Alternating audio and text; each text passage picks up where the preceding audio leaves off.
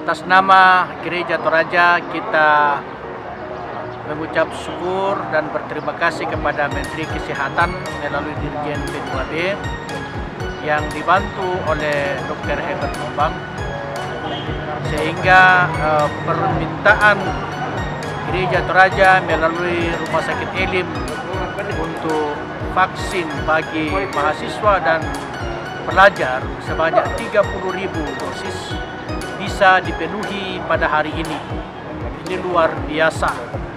Kita bekerjasama dengan pemerintah Kabupaten Toraja Utara, kerjasama dengan Satgas COVID Toraja Utara, Krisis Center Gereja Toraja dan rumah sakit, bahkan dengan GMKI, sehingga proses vaksinasi ini bisa terlaksana pada hari ini.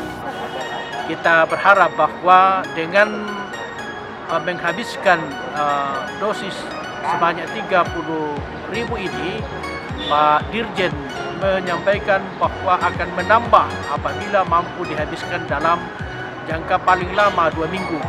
Dan tim yang kita bentuk ini dengan sukacita akan menghabiskan dalam waktu paling lama 12 hari, kalau bisa 10 hari, sehingga kita bisa meminta jumlah yang berikutnya. Terima kasih kepada semua pihak, tenaga kesehatan, baik dari pemerintah maupun dari Rumah Sakit Elim yang telah bekerja pada hari ini. Tuhan memberkati.